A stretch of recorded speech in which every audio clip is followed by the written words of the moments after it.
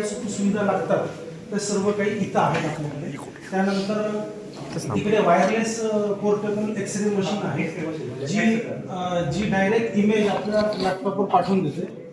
त्यानंतर सर इकडे laser therapy machine पण आहे, म्हणजे कोणतीही जखम किंवा आर्थरायटिस आतमध्ये जखम केवढी आहे ही ते थेरपीनुसार आपल्याला रिकवर करता येतं. त्याचप्रमाणे आपल्याकडे ईसीजी मशीन, ओटोस्कोप, आर्थ्रोस्कोप, लॅरिंगोस्कोप सगळ्या गोष्टी आहेत. म्हणजे जेव्हा कोणताही वाईल्ड ॲनिमल जेव्हा इथं येतो तेव्हा आपण त्याच्या म्हणजे नखशिकांचं पूर्ण तपासणी आपण इथं करतो. म्हणजे त्याचे डोळे, कान, नख या सगळ्या गोष्टीची आपण तपासणी इथं करतो. आणि हे जे मशीन आहे ही गॅसेस अनेस्थेशिया मशीन आहे. याच्यामध्ये सगळंच आहे, जे ऑक्सिजन आहे, व्हेंटिलेटर आहे. आणि ही मशीनचा उपयोग आपण याच्यासाठी करतो की कोणती जरी सर्जरी असेल तर सर्जरी ही जर जास्त वेळ चालवायची असेल किंवा जास्त वेळ लागत असेल त्या सर्जरीला तर परत त्याला इंजेक्शन देऊन झोपवण्याची गरज नाहीये. हा गॅस हा एक अनेस्थेटिक गॅस आहे. त्याच्या नाकाला इव्हॅपोरेट झाल्यानंतर तो ऑटोमॅटिक आपल्याला जेवढा वेळ आपल्याला त्याला झोपवायचं आहे जेवढा वेळ सर्जरी सर आतापर्यंत भरपूर केले सर, जवळपास एक 15-16 तरी केले. लॅबोरेटरी आहे. लॅबोरेटरीमध्ये सुद्धा आपल्याकडे म्हणजे एक रोग निदान करण्यासाठी ज्या काही टेस्ट आवश्यक आहेत त्या सगळ्या आहेत. आता इथं फ्रेशली कॉट आहे की बेबी आहे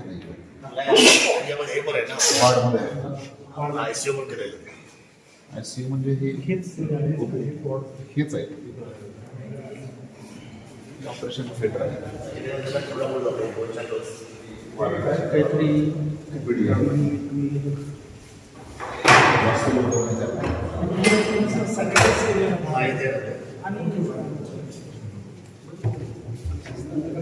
जास्त डिस्टर्ब होईल छोटे जास्त आता आहे का? आहे ना सर पुढे सर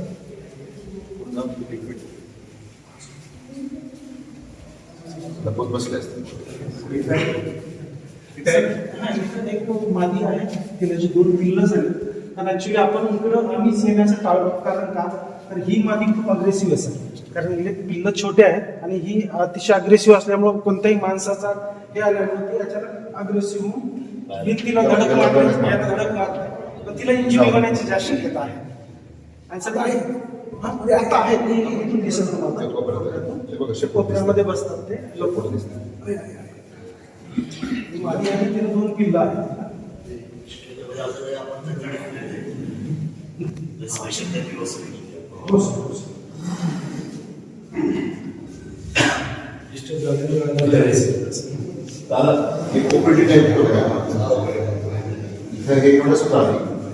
बाहेरचं जे केली सापडा बाहेर पण सोडतात, मोकळ्यामध्ये पण सोडतात.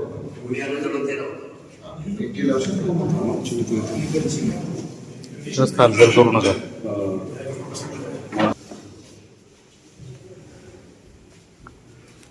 ही एक मादी आहे. आता हे खरं म्हणजे आपल्याला जागा नाही म्हणून हे इकडं आहे.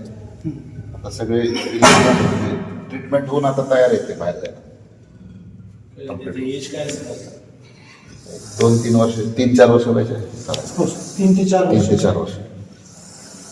ही तर घाण गेली इकडे घाण गेली ट्रीटमेंटसाठी चाललेली आहे. ती स्वतः तिची शेपूट खाल्ली आहे. तिची शेपूटचा पुढचा जो टिप पॉईंट आहे ना ती स्वतःच खाल्ला आहे तिने, त्यामुळे तिचं पूर्ण ट्रीटमेंट झालं. ती पूर्ण जखम आता रिकवर झाली. She is ready to go outside. पण आपण सोडणार नाही. ते आता केजेस पूर्ण झाले मग तिकडे शिफ्ट करायचं.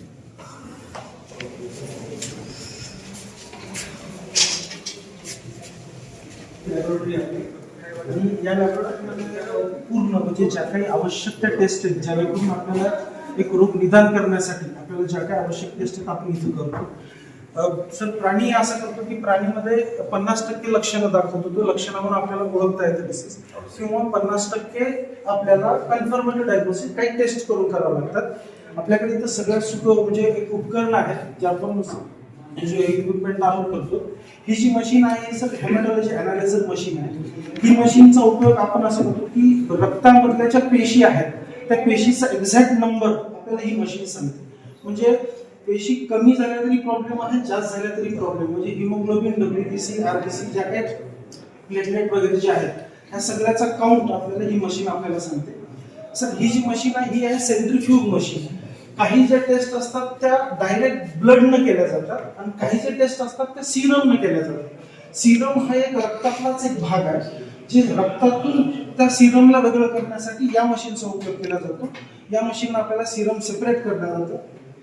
सर ही आहे मायक्रो पिपेट आहे. एक्झॅक्ट अमाऊंट ऑफ आपल्याला सिरम किंवा एक्झॅक्ट अमाऊंट ऑफ ब्लड घेण्यासाठी याचा मदत करतो आपण. सर ही आहे बायोकेमिकल अनालायझर मशीन आहे. जी मशीन शरीरातल्या आतल्या अवयवाची ही टेस्ट करते. उदाहरणार्थ liver function test, kidney function test, हा जी एचजीपीटी एचजीपी हा लिव्हरचे एन्झाइम आहे. त्याच्यामुळे आपण लिव्हर किंवा किडनी किंवा बाकीचे ऑर्गन म्हणजे शरीरामध्ये व्यवस्थित काम करतायत का नाही करतायत ही आपण या मशीनला आपण ती टेस्ट करतो. सर ही आहे फॉर्मॅलिन चेंबर आहे. सर याच्यामध्ये आपण ह्याचा उपयोग आपण याच्यासाठी करतो की जे सर्जिकल इन्स्ट्रुमेंट आहेत म्हणजे कोणती जखम किंवा काही झालं असेल तर जे काही इन्स्ट्रुमेंट आहेत आपल्याला ते इन्स्ट्रुमेंट पूर्ण निर्जंतुकीकरण झालेले असावेत. तर हे आपण उपयोग आपण पूर्ण स्टॅबिलाइज करण्यासाठी करतो. सर ही जी मशीन आहे ही ब्लड गॅस अनालायझर किंवा याला इलेक्ट्रोलाइट अनालायझर सुद्धा म्हणलं जातं. ही जी मशीन आहे या मशीनचा उपयोग रक्तामधल्या म्हणजे ऑक्सिजनचं प्रमाण किती आहे रक्तात आणि कार्बन डायऑक्साईडचं प्रमाण किती आहे आणि रक्तामध्ये जे काही महत्वाचे इलेक्ट्रोलाइट आहेत म्हणजे कॅल्शियम, मॅग्नेशियम किंवा झिंक वगैरे त्याचं प्रमाण किती आहे ही मशीन आपल्याला सांगते. सर ही छोटी मशीन आहे ही आहे युरिन अनालायझर मशीन आहे. लघवीची तपासणी यंत्र करते ही. म्हणजे शरीरातून किती म्हणजे महत्वाचे जे काही घटक आहेत, महत्वाचे जे मिनरल्स किंवा कॅल्शियम किंवा जे काही आपले आयर्न्स आहेत, इलेक्ट्रोलाइट आहेत, हे किती प्रमाणात बाहेर जात आहेत ते बाहेर जाणं हे धोक्याचं आहे. तर त्यामुळे आपण इथं लघवीची टेस्ट इथं करतो.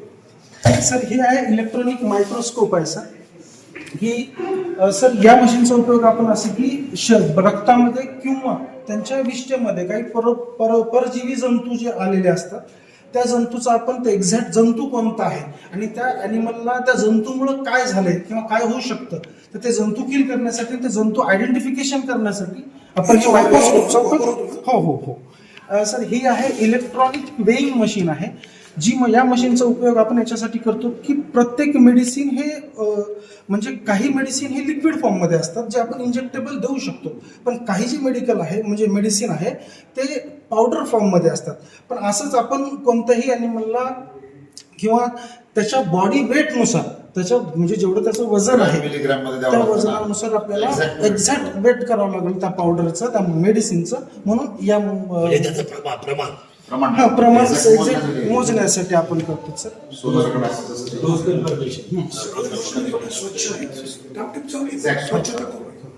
नाही सर पूर्ण हा भाग स्टरिलाइज केलेला असतो, पूर्ण सॅनिटाईज असते.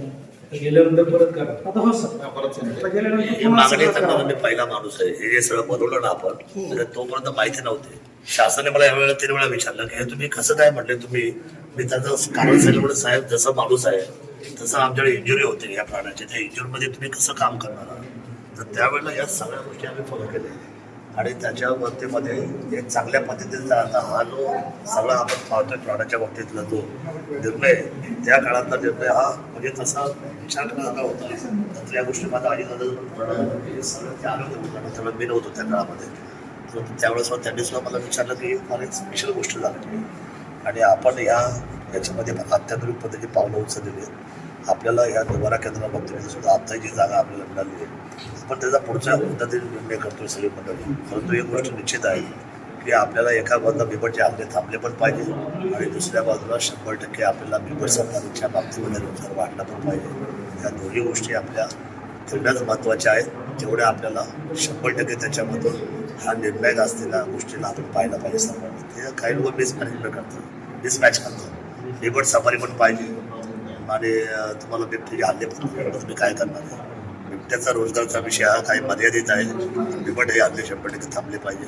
आपण जे आता जे पाहिलं ही आपली स्पेशालिटी झालेली आहे. याच्यामध्ये भारतामध्ये अशा पद्धतीचं कुठल्याही पद्धतीचं आज तरी अशा अद्यावत पद्धतीची आपली टेक्नॉलॉजी किंवा आपण प्राणाच्या बाबतीत निर्णय घेऊन कुठे नाही. बिबट सफारी प्रकल्प होईल तेव्हा होईल. पूर्वी इथं बिबट निवारा केंद्र लोकांना पाहायला मिळायचं. आता पुन्हा ओपन होईल का पब्लिकसाठी? रिस्ट्रिक्शन आहे ते शेवटी येतं मग ते जंगलात नाही सेंट्रल जो ऑथॉरिटीच्या नियमानुसार चालतं ना, हे रिस्की सेंटर आहे, झू नाही. पूर्वी परवानगी कशी मिळेल? हे झू मध्ये कन्वर्ट करता येईल का? आणि याच्या अगोदरची परवानगी बेकायदेशीर. मला एक सांगा, इथे देखभाल असलेलं केंद्र आहे. देखभालीमध्ये आपण कशाला लोकांना पाहिजे आणि नियम कडक केले. आता पूर्वी होतं तो नियम नव्हते लागले, आता नियम लागले. नियमाच्या आपण करावं लागेल. आता देखभाल समज झालं तर पाहायला हो, मिळेल. yes, yes. नाही तिकडेच आहे. ठीक आहे, धन्यवाद सर, तुम्ही दोघं एकत्र आल्याबद्दल, सगळं पाहिल्याबद्दल. एक फोटो घेऊन असा. हा, काय करायचं भैया? आहे का? तालुक्यामध्ये एक चांगला मेसेज होतो. साहेब सोबत आहेत. कार्यकर्त्यांनी एकत्र म्हणजे व्यवस्थित राहा. ते अजून ते शेतकरी आणि ताई राहिले ना आमच्या, हा, पुढच्या कार्यक्रमात त्यांना घेऊन येतो म्हणलं. पुढच्या कार्यक्रमात